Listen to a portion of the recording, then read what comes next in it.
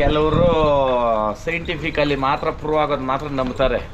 ಸೈಂಟಿಫಿಕ್ನೇನೆ ಸೈಂಟಿಸ್ಟ್ಗಳನ್ನೇನೆ ತಲೆ ಕೆಡಿಸೋದು ಒಂದೈತೆ ಶಕ್ತಿ, ಅದು ಭಗವಂತನು. ಹೌದು. ಇವಾಗ ಹುಟ್ಟಿದ ಮಗುನೇ ಸತ್ತೋತದೆ, 7 ತಿಂಗಳ ಮಗು ಸತ್ತೋತದೆ, ಹುಟ್ಟಿ ಒಂದೇ ದಿನಕ್ಕೆ ಸತ್ತೋತದೆ, ಹುಟ್ಟು 1 ವರ್ಷಕ್ಕೆ ಸತ್ತೋತಾರೆ. ಅರ್ಥ ಮಾಡ್ರಣ್ಣ? ಇವೆಲ್ಲ ಏನು ಅಂತಂದ್ರೆ ಇಲ್ಲ ಹುಟ್ಟಿ 10 ವರ್ಷಕ್ಕೆ ಸತ್ತೋಗೋದು, ಇವೆಲ್ಲ ಹಿಂದಿನ ಜನ್ಮದ ಕರ್ಮಾನುಸಾರ ಇದು. ಆಮೇಲೆ ಯಾರು ಇವಾಗ 100 ವರ್ಷ ಬದುಕ್ತಾರೆ, ಅವ್ರು ಅನ್ಕೊಂಡ್ಬಿಡ್ತಾರೆ ನಾವು ಸಾರ್ಥಕತೆ ತಗೊಂಡ್ಬಿಟ್ಟಿದ್ದೀರಿ 100 ವರ್ಷ ಬದುಕಿ. ಅದೆಲ್ಲ ಸಾರ್ಥಕತೆ. ನಾವು ಮನುಷ್ಯನ ಜನ್ಮ ಆಗಿದ್ದವಾಗ ಏನೇನು ಒಳ್ಳೇದು ಕೆಟ್ಟದು ಮಾಡಿರ್ತೀರೋ ಇದು ನೆಕ್ಸ್ಟ್ ಇದ್ರ ಮೇಲೆ ನಿಂತಿರ್ತದೆ. ನೆಕ್ಸ್ಟ್ ಜನ್ಮ ನಾವು ಮತ್ತೆ ಮನುಷ್ಯರಾಗಿ ಹುಟ್ಟಲ್ಲ ಸಡನ್ನಾಗಿ. ಅದು ಅಪರೂಪದಲ್ಲಿ ಅಪರೂಪ ಪುನರ್ಜನ್ಮ ಅಂತ ಹುಟ್ಟೋರು. ಹೌದು. ಏನಣ್ಣ?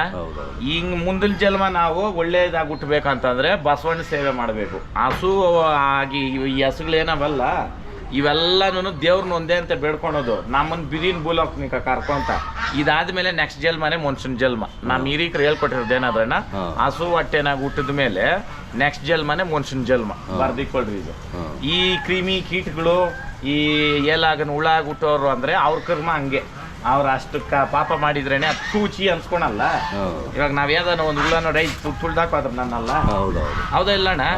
ಹಂಗೆ ಎಷ್ಟೋ ಜನ್ಮಗಳವೆ, ಆತ್ಮಕ್ಕ ಸಾವೇ ಇಲ್ಲ. ಇದಾದ್ರೆ ನೆಕ್ಸ್ಟ್ ಇನ್ನೊಂದು ಏನಾನ ಒಂದು ಇದ್ದೇ ಇರ್ತದೆ ಈ ಆತ್ಮ ಅನ್ನೋದು. ಈ ಕೆಲವರು 6 ಸೆನ್ಸ್ ಅನ್ನೋದು ಇರ್ತದೆ. 6 ಸೆನ್ಸ್ ಅಂತ ಯಾಕೆ ವರ್ಕತ್ತದೆ, ಅವರು ಹಿಂದೊಂದು ಮುಂದೆ ನಡೆಯೋ ಸ್ವಲ್ಪ ಹೇಳ್ತಾರೆ. ಅದು ನಮಗೂ ಆಗಿರ್ತದೆ, ನಿಮ್ಗೂ ಆಗಿರ್ತದೆ. ನಿಮ್ಮ ಜೀವನದಲ್ಲಿ ನೋಡ್ಕೊಳ್ರಿ. ಯಾವಾಗನ ನಾನು ಇಲ್ಲಿಗೆ ಬಂದಿದ್ನಲ್ಲ ಈ ಜಾಗಕ್ಕೆ ಫಸ್ಟ್ ಟೈಮ್, ಅವಾಗ ತಾನೇ ಹೋಗಿರ್ತೀರಿ ನೀವು ಹುಟ್ಟಿದಾಗಿಂದ ಹೋಗಿರಲ್ಲ. ಆದ್ರೂ ನಿನ್ಗೆ ಆ ಸೆನ್ಸ್ ಹೊಡಿತದೆ, ನಾವಿಲ್ಲೆಲ್ಲ ಬಂದಿದ್ರಲ್ಲ ಇದೆಲ್ಲ ನೋಡಿದ್ದೀನಲ್ಲ ಅಂತ. ಇನ್ನ ನೀವು ಚೆನ್ನಾಗಿದ್ರೆ ನಾಳೆ ಏನ್ ನಡೀತದೆ, ನಾಳೆ ಸೂಚನೆ ನಿಮ್ಗೆ ಇವತ್ತು ಬರ್ತದೆ, 1 ವಾರದ ಮುಂದೆ ಬರ್ತದೆ. ಹಂಗೆ ಮನುಷ್ಯನ ಜನ್ಮ ಅನ್ನೋದು ಪವಿತ್ರವಾದ ಜನ್ಮನೇ ಇದು. ಯಾಕಂತಂದ್ರೆ ಇದೊಂದೇ ಜನ್ಮ ಎಲ್ಲಾದ್ರೂ ಕಂಟ್ರೋಲ್ ತಕೊಳೋದು. ಇಲ್ಲಿ ಏನು ಪಾಪ ಕರ್ಮಗಳು ಮಾಡ್ತಾರೋ ಅದ್ರ ಮೇಲೆ ನಿಂತಿರೋದು ಮುಂದಿನ ಜನ್ಮ ಅನ್ನೋದನ್ನ. ಸೊ ಎಲ್ಲ ಗೊತ್ತಿದ್ದು ಒಳ್ಳೆ ಕೆಲಸ. ಹೌದಣ್ಣ. ಇವಾಗ ಬುಕ್ ಓದೋಕ ನಮ್ಗೆ ಅರ್ಹತೆ ಕೊಟ್ಟವನೇ ಭಗವಂತನ. ಖಂಡಿತ. ಪ್ರಾಣಿಗಳು ಓದ್ತಾವ, ಅವ್ ಬರ್ತದ ಅಷ್ಟೆಲ್ಲ ಇದ್ದು ಯಾಕೆ ಹಿಂಗ್ ಮಾಡ್ತಾನೆ ಮನುಷ್ಯ? ಅದೇನೇನೆ. ಆಮೇಲೆ ಸಾವು ಅನ್ನೋದು ಪಕ್ಕಾ ಗ್ಯಾರಂಟಿ. ಆದ್ರೂ ನೆರಳ ಕುತ್ಕೊಪ್ಪ, ಆದ್ರೂ ಏನೋ ಒಂದು ಡೂಪ್ಲಿಕೇಟ್ ಮಾಡ್ಕೊಳೋದು. ಆಮೇಲೆ ಕೋಟಿಗಳು ದುಡ್ದು ಏನು ತಿನ್ನಕ್ಕೆ ಸಾಧ್ಯ? ಅಷ್ಟಪ್ಪ ಇಟ್ಟೇ ತಿನ್ಬೇಕು. ಹೌದಾ? 4 ಜನಕ್ಕೆ ಬಂದವ್ರಿಗೆ ಅನ್ನ ಹಾಕಬೇಕು. ಆ 4 ಜನದಲ್ಲೂ 4 ಜನನೂ ಅರ್ಸಲ್ಲ. ಆ 4 ಜನದಲ್ಲಿ ಹೊಟ್ಟೆ ಒಬ್ಬನಪ್ಪ ನಮ್ಮ ಹೊಟ್ಟೆ ತುಂಬಿತು ಅಂದ್ರೆ ಅದೇ ನಮ್ಗೆ ಭಾಗ್ಯ. ಮೂಗ್ ಜೀವ ಬಸವಣ್ಣಕ್ಕೆ ಸೇವೆ ಮಾಡ್ತೀರಿ, ಅದೇ ನಮ್ಗೆ ಭಾಗ್ಯ. ಬಸವಣ್ಣ ಸಾಕಕ್ಕೂ ಯೋಗ್ಯತೆ ಎರಡೂ ಇರಬೇಕು. ಎಲ್ರೂ ನಿಂಕನ್ನೂ ಆಗಲ್ಲ. ಕಟ್ಟಾಳ್ತೀನಿ ಅಂತ ಬಂದವರೆಲ್ಲ ಇದು ಅದ್ರ ರಾಮದಾಗ ಇದು ಕೀಟ ಅಂತೀರಿ ನೋಡೋಣ, ಅದ್ರ ಕೂಡ ಆಗಿಲ್ಲ, ಹಂಗ ಆಗೋಗ್ಬಿಟ್ಟವ. ಆ ಕಾರಣಕ್ಕೆ ಬಸವಣ್ಣ ಸೇವೆ ಅಂತ ಬಂದಾಗ ಸೇವೆ ಅಂತೆ ಮಾಡಬೇಕು.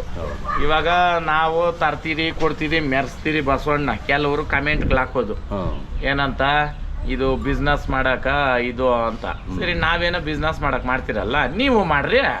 ನಿಮ್ಗೆ ಯಾರನ್ನ ಅಡ್ಡ ಅವ್ರ? ಏನಿಲ್ವಲ್ಲ. ಈ ಕಡೆ ನಾಟಕಕ್ಕೆ ಏನು ಇಲ್ಲ, ಏನು ಆಗಲ್ಲ.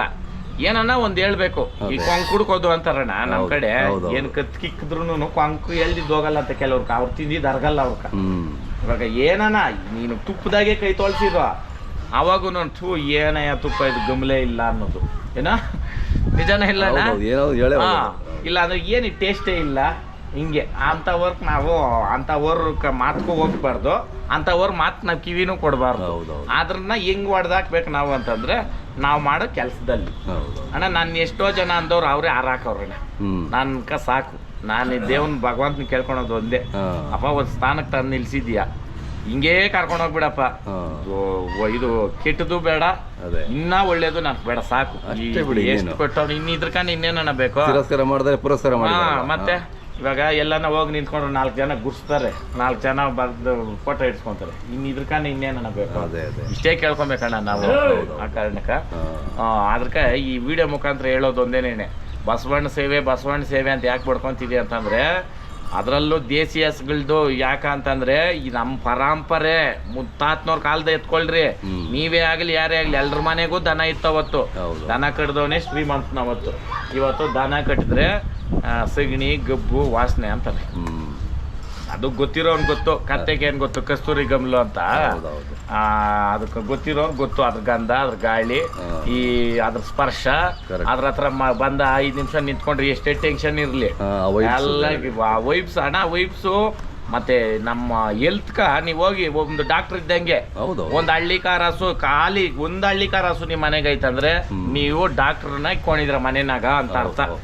ಅಷ್ಟು ಸೇಫ್ಟಿ. ಆಮೇಲೆ ಮನುಷ್ಯನ್ಗೆ ಏನಾನ ಆತೈತಂದ್ರೆ ಅವು ಪ್ರಾಣ ಅಡ್ಡ ಇಕ್ತಾವಣ್ಣ ಜೀವ. ನಮ್ಮ ಮನೆಯಲ್ಲಿ ಒಂದ್ ಎಮ್ಮೆ ಹೋಗ್ಬಿಡ್ತು, ನಮ್ಮ ಅಮ್ಮವ್ರು ಹಿಂಗೆ ಪಲ್ದೆಮ್ಮೆ ಸತ್ತು ಹೋದ್ರೆ ಆ ಎಮ್ಮೆನೇ ಆಗ್ಲಿ ಹಸುವೆ ಆಗ್ಲಿ ಕೇಳ್ಬೇಕು ಏನು ಅಂತ. ಅಮ್ಮ ನಿಮ್ ಮನೆಗೆ ಒಂದ್ ದೊಡ್ಡ ಗಂಡಾಂತರ ಇತ್ತು, ಅದು ಅಡ್ಡ ಹಾಕೈತೆ ಅಂತ. ಅದ್ರಕ ಮೂಗ್ ಜೀವ ಕಟ್ರಿ ಅಂತ ಹೇಳೋದ್ ನಾವು. ಎಮ್ಮೆ ಗೊಡ್ಡು ಕಟ್ಟದವ್ರ ಮನೆಗೆ ಒಂದಿದ್ರೆ ಶಾನ ಒಳ್ಳೇದು. ಯಾಕಂತಂದ್ರೆ ಯಮರಾಯಿನ್ಕ ಸೂಚನೆ ಅದು.